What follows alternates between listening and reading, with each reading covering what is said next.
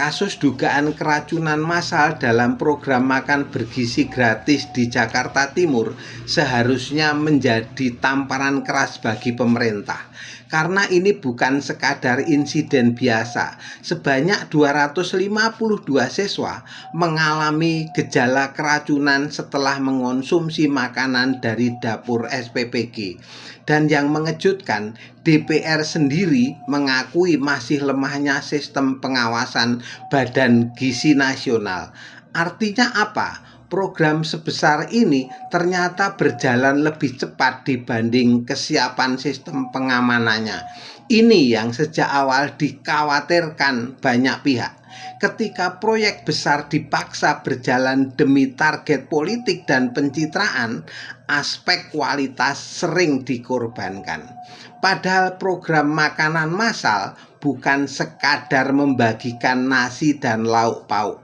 Ada standar sanitasi, ada kontrol kualitas, ada kontrol keamanan pangan, ada pengawasan distribusi, ada risiko kesehatan yang sangat serius.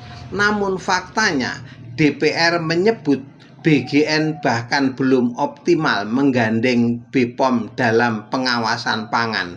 Ini problem mendasar.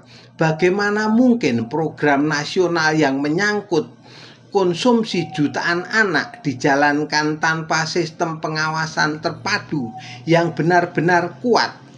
Yang lebih ironis, setelah kasus muncul, baru terdengar wacana audit investigasi, evaluasi, dan sanksi.